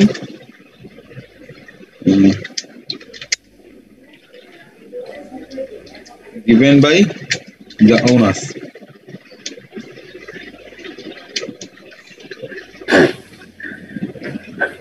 স্যার ওই ছিল ঠিক ছিল স্যার, ও ডাব্লিউ ই মানে ও ওনার্স, ঠিক আছে। তো সব কি দিবে আপনার? জি ওনার্সটা দিবে, ওকে। তো ওনার্সটা দিবে কিভাবে দিবে দেখেন। এই ওনার্স কি দিতে পারে বলেন তো? ক্যাশ দিতে পারে, ওনার্স দিতে পারে আপনার মানে ক্যাশ বা এনি অ্যাসেট দিতে পারে। যেমন ধরেন আপনার টিভি দিতে পারে, তারপর যে আপনার ল্যান্ড দিতে পারে। আপনার তো ল্যান্ড কিনতে হইতো, মালিক দিয়ে দিচ্ছে ল্যান্ড, হতে পারে না? আপনার হচ্ছে ফার্নিচার দিতে পারে, স্যার আপনার আরো কিছু দিতে পারে। মানে যা কিছু দিবে সেটা হচ্ছে ক্যাপিটাল মালিকের, ওকে। আবার হচ্ছে এই আবার মালিক যদি নিয়ে যায় তাহলে ড্রয়িং, সেটা ক্যাপিটাল কমায় ফেলে। এই হচ্ছে আমার 5টা হিসাবের বিভিন্ন আইটেম। আরো আইটেম আছে, কিন্তু আমরা এই আইটেমগুলো মাথায় রাখবো আমাদের বোঝার জন্য, কারণ আমরা কিন্তু এখনো মেইন জিনিসটা আসতে পারতেছি না। আমরা জাস্ট হিসাব নিয়ে আলোচনা করলাম যে অ্যাকাউন্টিং এ মোট কয়টা হিসাব থাকবে? 5টা হিসাব থাকবে, ঠিক আছে। 5টা হিসাবের মধ্যে 5 ভাগে ভাগ করা হয়েছে এবং ওই হিসাবে কি কি থাকতে পারে ওগুলো নিয়ে আলোচনা করলাম। এবার আমরা যাবো যেটা, সেটা হচ্ছে আপনি একটু খেয়াল করে দেখবেন আপনারা, সেটা হচ্ছে এই হিসাবগুলো একটা একটা সিস্টেম আছে। সিস্টেমটা আমি একটু বলতে চাই। যেমন ধরেন আপনার আমি যদি চিন্তা করি অ্যাসেট একটা পার্ট, তারপর চিন্তা করি যদি আমি অ্যাসেটের উপর কি দেবো? এক্সপেন্ডিচার, এটা একটা পার্ট। তারপরে যদি আমি চিন্তা করি রেভিনিউ, রেভিনিউর পর হচ্ছে গিয়ে ক্যাপিটাল, তারপর লায়াবিলিটি। অ্যাকাউন্টিং এ প্রত্যেকটা লেনদেনকে দুইটা সাইডে এন্ট্রি দিতে হয়। একটা হচ্ছে ডেবিট সাইড, একটা কি সাইড? Credit side. এটা নিয়ম, ডেবিট সাইড ক্রেডিট সাইড দিতেই হবে। কিভাবে দিব আমরা যখন জার্নাল করবো তখন বুঝতে পারবো। আপাতত মাথায় রাখি যে কোনো লেনদেনে দুইটা সাইড হবে, একটা ডেবিট সাইড হবে, একটা কি হবে? Credit side. কমপক্ষে দুইটা পক্ষ থাকবে, আরো বেশি পক্ষ থাকতে পারে, কিন্তু কমপক্ষে কয়টা পক্ষ? দুইটা। আর সাইড থাকবে ডেবিট আর ক্রেডিট। এর উপর কোনো সাইড বাড়বেও না কমবেও না, এটা মাথায় রাখতে হবে। তো যদি বলে অ্যাসেটের নর্মাল সাইড কোনটা, যদি বলে নর্মাল সাইড তাহলে বলবো ডেবিট সাইড, ঠিক আছে। এক্সপেন্ডিচার নর্মাল সাইড কোনটা? Debit side. ক্রেডিট না স্যার, মানে এটা নর্মাল বলে না, যে নর্মাল মানে পজিশন কি হয়। রেভিনিউ নর্মালটা হচ্ছে ক্রেডিট সাইড। ক্রেডিট। ক্যাপিটালের নর্মাল সাইড কোনটা? ক্রেডিট। ক্রেডিট। লায়াবিলিটিস এর নর্মাল সাইড? এটা স্যার ডেবিট। ক্রেডিট, ঠিক আছে। এটা ক্রেডিট স্যার। Credit, right. তিনটা নর্মাল সাইড ক্রেডিট, আর অ্যাসেট আর লায়াবিলিটিস এর নর্মাল সাইড হচ্ছে ডেবিট। যদি বলে যে ক্যাশ কি, তখন বলতে হবে ক্যাশ ডেবিট। যদি বলে যে আপনার ফার্নিচার কি, বলতে হবে ফার্নিচার ডেবিট। যদি বলে পারচেজ কি, বলতে হবে ডেবিট। যদি বলে স্যালারি, ডেবিট। আর যদি বলে রেভিনিউ কি, সেলস, বলতে হবে ক্রেডিট। যদি বলে ক্যাপিটাল, যদি বলে অ্যাকাউন্টস পেয়েবল অথবা অ্যাক্রুড এক্সপেন্স, ক্রেডিট, ঠিক আছে। এই তিনটা হয় ক্রেডিট আর বাকি দুটো হয় ডেবিট। বলে স্যার আমি যদি আপনাকে স্যার টাকা দিই তাহলে স্যার আমার ডেবিট হবে না ক্রেডিট হবে স্যার? রাইট, আপনি আমাকে টাকা দিলে কি হবে? ওকে, তো এখন আপনি অ্যান্সারটা দিব আমি একটু পরে। আমি এটার নর্মাল সাইডটা বললাম, ঠিক না? এখন যদি এমন হয় নর্মাল সাইড বলার পরে এগুলো হচ্ছে জেনারেলি, এগুলো হচ্ছে জেনারেল ভাবে হয়। তো লিমন আমি আপনার একটু মনে রাখলাম, হ্যাঁ, আপনার আমাকে রিকল দিয়ে। যদি এখন এমন যদি হয় যে দেখেন, এখন একটু এটাকে একটু ব্রডলি চিন্তা করি, একটু যদি সিম্পল ভাবে ব্রডলি চিন্তা করি, দেখেন অ্যাসেট যদি কি হয়, অ্যাসেট যদি ইনক্রিজ হয়, কি হয়? ইনক্রিজ। অ্যাসেট ইনক্রিজ হতে পারে, আবার কি হতে পারে? অ্যাসেট বলেন তো? ডিক্রিজ হইতে পারে। ডিক্রিজ হতে পারে। ডিক্রিজ হইতে পারে। ডিক্রিজ হতে পারে না? ইনক্রিজ হলে কি হবে বলেন তো? নরমাল যেটা কমন ওটা হবে। ডিক্রিজ হলে কি হবে? সিআর। জিআর মানে ডেবিট, সিআর মানে ক্রেডিট। ওকে, তার মানে অ্যাসেটের নরমাল ফর্ম হচ্ছে কি, বাকিগুলো আপনারা অ্যানসার দিবেন। অ্যাসেটের নরমাল ফর্ম হচ্ছে ডেবিট, আর অ্যাসেট বাড়লে কি হবে? ডেবিট হবে। অ্যাসেট কমলে কি হবে? ডেবিট হবে স্যার। ক্রেডিট হবে। এবার আপনাদের থেকে একজন বলেন এক্সপেন্ডিচারের কি হবে? এক্সপেন্ডিচার যদি আপনার বাড়ে কি হবে? ডেবিট। ডেবিট হবে। ওকে, রাইট। আর যদি কমে যায়? ক্রেডিট কমে গেলে হবে আপনার, বলেন কি হবে? ক্রেডিটই তো হবে। ক্রেডিট হবে, রাইট। ওকে, ক্রেডিট হবে। এবার আমরা আসি হচ্ছে রেভিনিউ।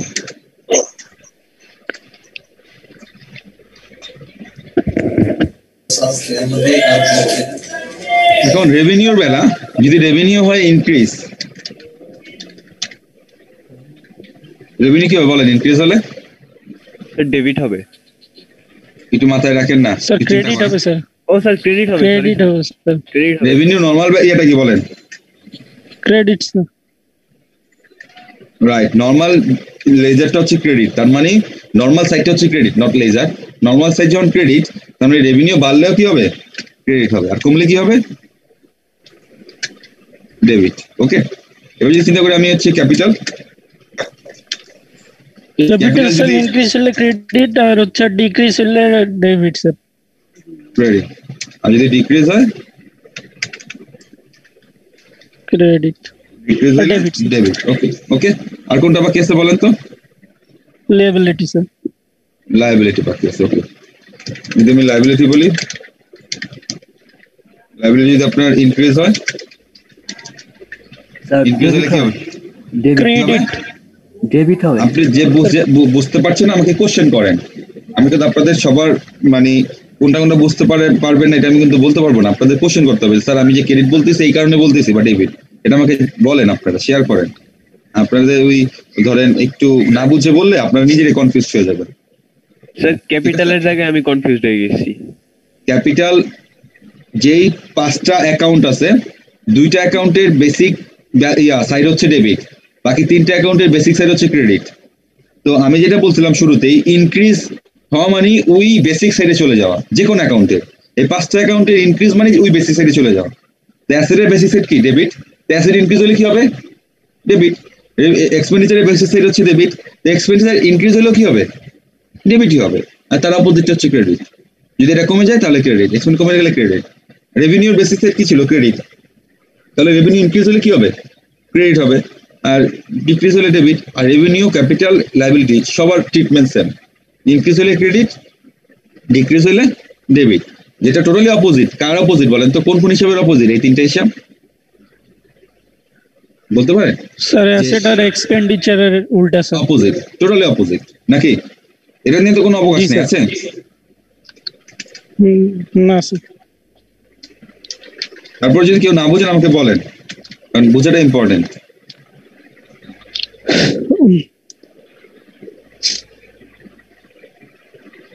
আপনাদের কোশ্চেন আছে?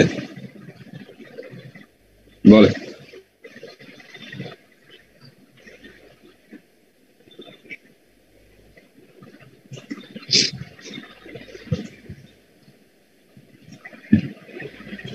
না, ওকে, এটা ভালো কোশ্চেন করছেন যে আয় ক্রেডিট হলে লায়াবিলিটি কেন ক্রেডিট হবে? আয় তো আমার জন্য ভালো, ক্রেডিট হয়েছে, লায়াবিলিটি আমার জন্য ভালো।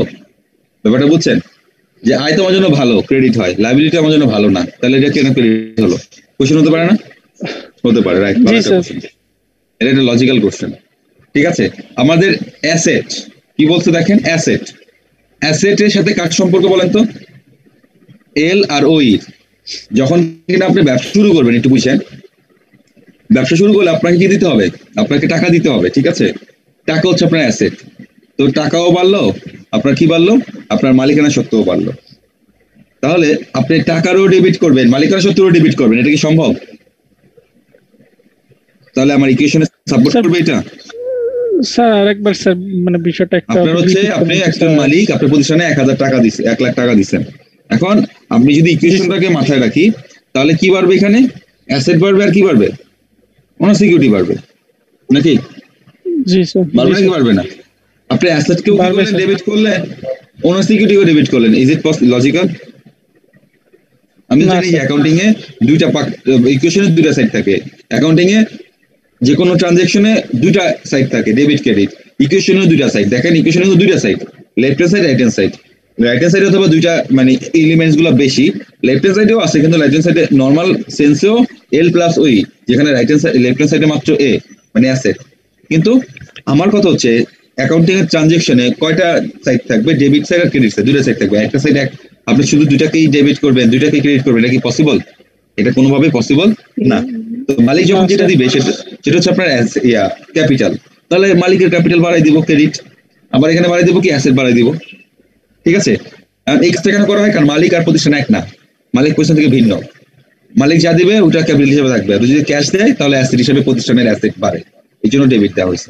এবার আসি আমি লায়াবিলিটির দিকে, যে লায়াবিলিটি কেন ক্রেডিট আবার রেভিনিউ কেন ক্রেডিট, এটা একটা কোশ্চেন, এটা গুরুত্বপূর্ণ কোশ্চেন। এটা খেয়াল করে দেখেন, আপনি যখন এটা বুঝতে পারলেন যে অ্যাসেট আর ওনার সিকিউরিটি দুইটা এক না, হ্যাঁ অ্যাসেটের কারণে ওনার সিকিউরিটির কারণে অ্যাসেট বাড়ে, আবার অ্যাসেট কমে যেতে পারে ওনার সিকিউরিটির কারণে, কিন্তু দুইটা এক সাইড না, দুইটা অপোজিট সাইড। মালিক টাকা দিলে অ্যাসেট বাড়বে, আবার মালিকানা সত্ত্ব করবে, মালিক টাকা নিয়ে চলে গেলে অ্যাসেট কমবে, মালিক সত্ত্ব কমবে, কিন্তু দুইটার বিপরীতমুখী রিয়াকশন হবে। এখন অনেক সময় মালিকটা কি করে বলেন তো, যেমন মালিক যখন রেভিনিউ নেয়, রেভিনিউ যদি নেওয়া হয় তাহলে আমরা তো একটা বড় ইকুয়েশন দেখলাম, রেভিনিউ যত করবে মালিকের সাথে তত বাড়বে, যত খরচ করবে মালিকের সাথে তত কমবে, যত বেশি ক্যাপিটাল দিবে মালিকের সাথে তত বাড়বে, যত বেশি ড্রয়িংস করবে মালিকের সাথে তত কমবে। এই চারটা জিনিস আমাদের মাথায় আছে, যে ওই রিলেশনটা কি, যে রেভিনিউ ক্যাপিটাল এটা ওই বাড়াবে, এক্সপেন্ডিচার ড্রয়িংস এটা ওই কমাবে। এবার আসি লায়াবিলিটিজ। অনেক সময় কি হয় দেখেন, যে এই জন্য রেভিনিউ ক্রেডিট করা হয়, কারণ এটা মালিকের সত্ত্ব বাড়ায়। এখন আমি আসি হচ্ছে আপনার লায়াবিলিটিসে। লায়াবিলিটিসটা কি, যেমন আপনার টাকা লাগবে 10 লাখ ব্যবসা শুরু করতে, আপনি 2 লাখ টাকা লোন নিয়েছেন, যখন আপনি কি করবেন, আপনি সেট আপ করবেন ইকুয়েশনটা, এইখানে দিবেন হচ্ছে কত বলেন তো, এখানে আপনার দিতে হবে, সরি এইখানে আপনাকে দিতে হবে হচ্ছে গিয়ে কি বলে এটাকে, অ্যাসেটে দিতে হবে আপনার 10 লাখ নিয়ে শুরু করছেন, আমি 10 লাখ লিখলাম, 10 লাখ নিয়ে শুরু করলে অ্যাসেটে 10 লাখ, 2 লাখ টাকা ধার নিয়েছেন, তাহলে 2 লাখ কি দায়, লায়াবিলিটিতে পড়বে স্যার। আর 8 লাখ কি বলেন তো সম্পদ, 8 লাখ স্যার ওনার ইকুইটি তো পড়বে, ওনার সিকিউরিটি, সরি সম্পদ না, ওনার সিকিউরিটি। এই যে 2 লাখ 8 লাখ 10 লাখ এটা কার হইলো, এটা অ্যাসেটের সমান হলো। এখন লায়াবিলিটি যেমন প্রতিষ্ঠানের একটা মানে কি বলে বাইরের পার্ট, কোম্পানির মালিক ও প্রতিষ্ঠানের বাইরের পার্ট, প্রতিষ্ঠানের ভিতরে না, প্রতিষ্ঠানের সাথে কোম্পানির মালিকের মানে একক সত্তা না, দুইটা আলাদা সত্তা। কোম্পানি যা দিবে প্রতিষ্ঠানকে, সরি মালিক যা দিবে প্রতিষ্ঠানকে বা কোম্পানিকে, সেটা একটা আলাদাভাবে রেকর্ড করতে হয়, যে পরিমাণ দায় হয় সেটাকে আলাদাভাবে রেকর্ড করতে হয়। দুইটাই কোম্পানির জন্য লায়াবিলিটি, একটা হচ্ছে ইন্টারনাল লায়াবিলিটি, একটা এক্সটার্নাল লায়াবিলিটি। এক্সটার্নাল লায়াবিলিটি যেটাকে আমরা একটু বলতেছি, এক্সটার্নাল লায়াবিলিটিকে আমরা লায়াবিলিটি বলি, কিন্তু ইন্টারনাল লায়াবিলিটিকে আমরা লায়াবিলিটি বলি না, সেটাকে বলি ক্যাপিটাল। এই যে মালিক দিচ্ছে এটা কিন্তু একটা লায়াবিলিটি কোম্পানি, কারণ কোম্পানি তো মালিক এক না, মালিক মারা গেলেও কোম্পানি চলতে পারে, কারণ আমরা পড়ছি যে company has an artificial identity, পড়া হয়েছে এটা আমাদের। এখন আমার যদি কোম্পানি মালিক মারা যায়, হুজ কেয়ার, আমার তার হেয়ার আফটার মানে হেয়ারেরই যারা থাকবে হেয়ারি তাদের টাকা দিয়ে দিব, তো নমিনি যা থাকবে, কিন্তু কোম্পানি বসে থাকবে না। আপনি কোম্পানির মালিকদের যে ডিমান্ড, মালিকদের যে ক্লেম, এটাও কোম্পানির জন্য একটা লায়াবিলিটি, যেটাকে বলা ইন্টারনাল লায়াবিলিটি, সেটা আমরা লিখি না, সেটা আমরা ক্যাপিটাল হিসেবে ট্রিট করি। আর যেটা হচ্ছে আপনার এক্সটার্নাল লায়াবিলিটি, সেটাকে আমরা লায়াবিলিটি হিসেবে লিখি, সেটা হচ্ছে নরমাল লায়াবিলিটি।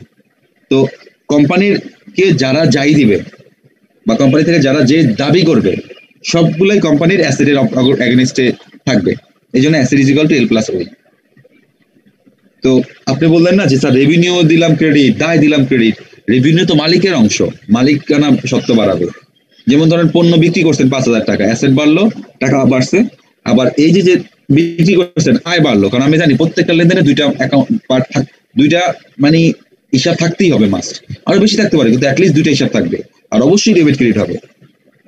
এমন হতে পারে একটা ডেবিট হতে পারে, 4টা ক্রেডিট হতে পারে, সেই 4টা ক্রেডিট একটা ডেবিটের সমান হতে পারে, আবার 4টা ডেবিট হতে পারে, একটা ক্রেডিট হতে পারে, কিন্তু দুটো যোগ করলে যেন সমান হয়।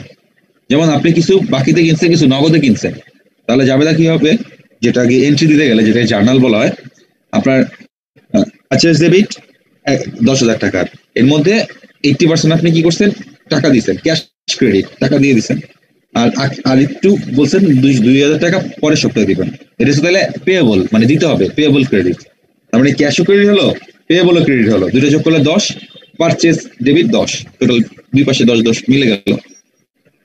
তার মানে এখানে আমার যেটা বুঝতে হবে সেটা হচ্ছে যে আমাকে যেটা আমার হচ্ছে লায়াবিলিটি, যেমন আমার রেভিনিউ যেমন মালিকানা সত্ত্ব বাড়াচ্ছে, রেভিনিউ বলতেছেন স্যার ক্রেডিট হচ্ছে, তো আমার লাইবিলিটিও ক্রেডিট হবে। কেন ক্রেডিট হবে? কারণ রেভিনিউ তো আমার ক্যাপিটালকে বাড়াচ্ছে, তো এই জন্য ক্যাপিটাল একটা এক্সটার্নাল লাইবিলিটি, আর লাইবিলিটিও আমার ক্যাপিটাল হচ্ছে আমার ইন্টারনাল লাইবিলিটি, আর নর্মাল লাইবিলিটি আমার এক্সটার্নাল, সেটাও ক্রেডিট হবে। এই জন্য ক্যাপিটাল আর লাইবিলিটি দুইটাই ক্রেডিট হয়। আর ক্যাপিটাল লাইবিলিটির সাথে রেভিনিউটা অ্যাড করা হয়েছে, কিন্তু অ্যাকচুয়ালি রেভিনিউ ট্রিটমেন্ট হয় ক্যাপিটালের সাথে, ওনার সিকিউরিটির সাথে, সবগুলা ক্রেডিট হবে। কারণ এই রেভিনিউর কারণে ওনার সিকিউরিটি বাড়বে, এই জন্য এটা ওনার সিকিউরিটি বাড়া মানে কি, এটা ইন্টারনাল লাইবিলিটি বেড়ে যাওয়া, আর নর্মাল লাইবিলিটি হচ্ছে এক্সটার্নাল লাইবিলিটি, তো সেটা যদি লোন নেন সেটাও বেড়ে যাওয়া, এই জন্য এগুলাকে ক্রেডিট সাইডে রাখবে। বুঝতে পেরেছেন? তো এই জন্য আপনাকে মাথায় রাখতে হবে যে আমার রেভিনিউ, লাইবিলিটি, ক্যাপিটাল এগুলা ক্রেডিট সাইডে হয়, আমার অ্যাসেট এক্সপেন্ডিচার ডেবিট সাইডে হয়। অ্যাসেট বাড়লে অ্যাসেটের নর্মাল অ্যাকাউন্ট নর্মাল ব্যালেন্স হয় ডেবিট, এক্সপেন্ডিচার নর্মাল ব্যালেন্স হয় ডেবিট, আর এগুলা বাড়লেও ডেবিট হবে, কমলে ক্রেডিট হয়ে যাবে। আর রেভিনিউ, লাইবিলিটি আর হচ্ছে ওনার সিকিউরিটি নর্মাল ব্যালেন্স হয় ক্রেডিট, এগুলো বাড়লে হবে ক্রেডিট, কমলে হবে ডেবিট। আর যদি আপনি সাজানোর কথা বলেন তাহলে ডেবিটকে আগে লিখতে হয়, ক্রেডিটকে পরে লিখতে হয়, এটা নিয়ম। তাহলে আমি রেভিনিউ সময় লিখতে পারতাম decrease debit increase credit, decrease debit increase credit, কিন্তু আপনারা একটু কনফিউজ হয়ে যাবেন, এই জন্য ওদের ফিচারই লিখছি আমি। ওদের ফিচার মানে কি, যে রেভিনিউ বাড়লে ডেবিট, তার রেভিনিউ নর্মালি ডেবিট, তো বাড়লে নর্মালি ক্রেডিট, রেভিনিউ বাড়লেও ক্রেডিট। ক্যাশ অ্যাসেট নর্মালি বাড়লে এমনি ডেবিট, নর্মালি বাড়লে ডেবিট, তাই ডেবিট, এটা মাথায় রাখতে হবে। এগুলো আপনাকে মাথায় আগে রাখতে হবে। এগুলো যদি ঠিকমতো রাখতে পারেন আপনার অ্যাকাউন্টিং আপনার পেইন দিবে না। অ্যাকাউন্টিং এ অত আহামরি কোনো ইকুয়েশন নাই, এটা হচ্ছে আপনার নিজেকে রিয়েলাইজ করা যে কোনটা কি করবো। যেমন ধরেন যে কোশ্চেনটা করলো যে লাইবিলিটিকেও আমি ক্রেডিট দিচ্ছি, রেভিনিউকে দিচ্ছি, এটা একটা ভালো কোশ্চেন ছিল, দুটোকে কেন ক্রেডিট দিব? কিন্তু এটাও মাথায় রাখতে হবে এই রেভিনিউটা কিন্তু আমার মালিকানা অংশ, মালিকানা সত্ত্ব বাড়ায়, ওনার সিকিউরিটি বাড়ায়, আর ওনার সিকিউরিটি আমার একটা লাইবিলিটি, যেটাকে আমরা লাইবিলিটি লিখি না, যেটাকে লিখি আমরা ক্যাপিটাল হিসাবে বা ওনার সিকিউরিটি হিসাবে, কিন্তু এটা একটা ইন্টারনাল লাইবিলিটি, আর এক্সটার্নাল লাইবিলিটিকে আমরা লাইবিলিটি লিখি। এখন আরেকটা কোশ্চেন করে স্যার কেন আমরা এই কাজটা করি? আমরা তো ইন্টারনাল লিখতে পারি। তো মালিক যেটা দেয়, মালিকের যেটা দাবি, সেটা প্রতিষ্ঠান কন্ট্রোল করতে পারে, মালিককে বুঝায়, মালিককে ম্যানেজ করে, কারণ মালিক জানে প্রতিষ্ঠানের সাথে তার সম্পর্ক খুব ঘনিষ্ঠ, কিন্তু দুইটা মিলে এক না, দুইটা আলাদা সম্পর্ক কিন্তু ঘনিষ্ঠ। কিন্তু যারা বাইরের লাইবিলিটি, তারা তো কোম্পানি ভালো করছে না খারাপ করছে বুঝতে, তাদের টাকা তারা চাবে, তাদের টাকা দিতেই হবে, দরকার হলে মালিকের থেকে নিয়ে হলেও দিতে হবে, মানে আমার যে ইন্টারনাল লাইবিলিটি তার থেকে নিয়ে হলে দিতে হবে। তার মানে এই জন্য ওটাকে লাইবিলিটি হিসেবে ফোকাস করে, আর যেটা ইন্টারনাল লাইবিলিটি যেটা ওনার সিকিউরিটি, সেটাকে ওনার সিকিউরিটি হিসেবে ফোকাস করে। এই জন্য এটা হচ্ছে কি প্যারামিটারের কারণে ফোকাস করে। বুঝতে পেরেছেন? একটু টাফ হয়ে যাচ্ছে, কিন্তু এগুলো ছবি তুলে নেন, কাজে দিবে। আমি কিন্তু এগুলো রেকর্ড রাখতেছি, এগুলো আমি নিজে লিখতেছি, এই জন্য আর কি ই করবেন, ছবি তুলে ফেলেন বা ই করে রাখেন, আপনারা এটা লিখে রাখেন, কাজে দিবে। ওকে, এখন অ্যাকাউন্টিং এর ডেফিনিশনটা গেল। ডেফিনিশন চিন্তা করলে আমার আচ্ছা অ্যাকাউন্টিং এর কিছু অ্যাডভান্টেজ আছে, এগুলো আপনারা দেখবেন। যে অ্যাডভান্টেজের মধ্যে এটা হচ্ছে এভিডেন্স, একটা taxation, settlement of tax liability, ট্যাক্সের ব্যাপারগুলো সেটেল করা যায় কারণ আপনি রেকর্ড রাখেন। কম্পারেটিভ স্টাডি, আপনি কম্পেয়ার করতে পারবেন না অন্য প্রতিষ্ঠানের সাথে। তারপর সেল অফ বিজনেস, বিজনেসের সেলের কি অবস্থা জানতে পারবেন। তারপর অ্যাসিস্ট্যান্স টু ভেরিয়াস পার্টিস, বিভিন্ন পার্টিকে সাহায্য করতে পারবে, তারা রেকর্ড দেখে, আপনার রিপোর্ট দেখে তারা বুঝতে পারবে ব্যবসায় কি অবস্থা। লিমিটেশন আছে, রেকর্ড অনলি মনিটারি ট্রানজাকশন, আমরা যেটা বলছিলাম সবসময় টাকা দিয়ে মেজার করে, কিন্তু কিছু জিনিস টাকা দিয়ে মেজার করলে হয় না। যেমন ধরেন যে স্টিভ জব যখন অ্যাপল ছেড়ে চলে গেল, অ্যাপেলের অবস্থা তো একদম মানে ডিস্ট্রাকশনে দাঁড় করাই ছিল, কিন্তু অ্যাকাউন্টিং এর অন্যতম এটা টাকা দাম মেজার করে। Effect of price level changes not consider, price level চেঞ্জের কারণে কি ইফেক্ট এটা কনসিডার করে না। এই বছর প্রফিট 500 কোটি, আগের বছর প্রফিট 600 কোটি, কিন্তু ইনফ্লেশনও 10% বা 20%, তো এটা মেজার করে না, ওটা অ্যামাউন্টটা মেজার করে। হিস্টোরিক্যাল ইন নেচার, এটা হিস্টোরিক্যাল ভাবে, হিস্টোরি মানে এটা প্রায় 1456 সালে না 54 সালে এই সিস্টেমের মানে যিনি জনক আর কি অ্যাকাউন্টিং এর, ডি লুকা প্যাসিওলি, সে 1454 বা 56 সালে এটার একটা আবির্ভাব করেন। Persons bias of account effect the accounting, bias হইলে সমস্যা, আপনি রেকর্ডটা লিখলেন না, হাওয়া করে ফেললেন। যেমন আমার এক জায়গায় ভাইবা কোশ্চেন করছিল যে আপনি চোর ধরবেন কিভাবে, তারপরে আপনাকে চুরিটা জানতে হবে, আমাকে এইভাবে কোশ্চেন করছে। এন্ড আমি তো মানে আমি যদি আবার যখন আপনারা বিব্রত হয়ে যেতে পারে ফার্স্ট টাইম, কিন্তু আমি বিব্রত হইনি, আমি বুঝতে পারছি সে আমাকে এখন চুরি আমি কিভাবে করতে পারবো এটা আমার থেকে জানতে চায়, কারণ সে বলতেছে আপনি চুরি করা জানতে পারলে আপনি চোর ধরতে পারবেন। তাই বলছি যে এইভাবে এটা করা যায়। সে বলে ও ঠিক আছে। তো আপনি যদি পার্সোনালি বায়াস হয়ে যান তাহলে আপনি যে কোনো কিছু করতে পারেন, যেটা প্রতিষ্ঠানের জন্য খারাপ ইন ফিউচারে। অ্যাকাউন্টিং এ এই বায়াসনেসটা খুব রিস্কি। যে আপনি অ্যাকাউন্টেন্ট অফিসার, আপনি অ্যাকাউন্টে কি করলেন, একটা মানে করে ফেললেন, একটা বিল করলেন, আপনি পার্সোনালি সেটেল করে ফেললেন যে এমনি করো, বিলটা দিয়ে আমি টাকা দিয়ে আমার এত% দিয়ে দিব। জিনিসটা খুবই অনৈতিক, খুবই আনএথিক্যাল এবং টোটালি ইলিগাল। কিন্তু এটা ট্রেস থাকে না, কিন্তু এটা ইলিগাল এবং সব দিক থেকে এটা মানে আনএক্সপেক্টেড, কিন্তু করে ফেলে। এই বায়াসনেস হলে কি হবে, আপনার ই হবে না, আপনার রেকর্ড থাকবে কিন্তু আপনার গ্রোথ হবে না কোম্পানি। অনেক সময় দেখা যাবে কোম্পানি মানে ব্রেকডাউন হয়ে যেতে পারে। আচ্ছা, আজকে এতটুকুই থাকুক। হ্যাঁ, মানে বেশি ওই অ্যাকাউন্টস নিয়ে আলোচনা করলাম। তো আপনাদের দুইটা ডেফিনিশন, মানে দুইটা শীট দেওয়া আছে, দুইটা শীট টুকটাক করে বাসায় দেখেন। আর আমি যে অ্যাসেট লায়াবিলিটিস যেগুলো বলছি এগুলো কিন্তু এখানে আছে। আপনারা আমি মানে মাঝখান থেকে শুরু করেছি কেন, কারণ আপনাদের ওগুলো আগে বোঝাতে হবে। এই দেখেন এখানে কিছু খরচের ব্যাপার আছে, ইনকামের ব্যাপার আছে, এগুলো অনেক কিছু আছে, এগুলো একটু দেখবেন আপনারা। ঠিক আছে, যতটুকু পারেন দেখেন, আপনাদের ভালো হবে। ওকে, আমি চাই অ্যাকাউন্টিং আপনাদের বেসিকটা যেন থাকে, যাতে আপনারা সফটওয়্যার যখন বানাতে যাবেন বা কোনো যাবেন তখন যেন এগুলা আপনাদের যা মাথায় থাকে আপনারা সব মনে রাখতে পারবেন না, কিন্তু কাজের সময় দেখবেন যে আবার রিকল করতেছে, আবার ফিরে আসতেছে। এই অন্তত এই জিনিসটা যেন আপনারা এনশিওর করতে পারেন ইন ফিউচারে, বা এই সুবিধাটা পেতে পারেন। এই জিনিসটা আমি চাই যে এই জিনিসটা যেন আপনাদের হয় না এটা তো আমি ক্লাসে স্যার আমাকে বলছিল, এই কনফিডেন্সটা যেন আপনাদের দিল এখন, কারণ আপনাদের অ্যাকাউন্টিং লাগবেই, আপনাদের সফটওয়্যার ফর্মে এগুলা থাকি। আমার যে ফ্রেন্ড এখন আছে স্পেকট্রামে, সে আমাকে মাঝে মাঝে ফোন দিত যে সে রূপালী ব্যাংকের সাথে, অগ্রণী ব্যাংকের সাথে তাদের এজেন্ট ব্যাংকিং দেখে। তো সে ডেবিট ক্রেডিট নিয়ে, তারপর অ্যাক্রোট কিভাবে করবে না করবে এগুলো নিয়ে আমাকে জিজ্ঞেস করতো আর কি। কারণ সে জানে, কিন্তু তার তো সিস্টেমটা দেখা দিতে হবে। তার যদি কনসেপ্টটা ক্লিয়ার আগে থেকে থাকতো তাহলে তো সেটা জিজ্ঞেস করতো, কিন্তু তারপরে সে দেখে বুঝে তারপর কাজ করেছে। ওকে, ভালো থাকবেন সবাই। হ্যাঁ, জি স্যার, আপনিও ভালো থাকেন স্যার, শুভকামনা রইল স্যার আপনার।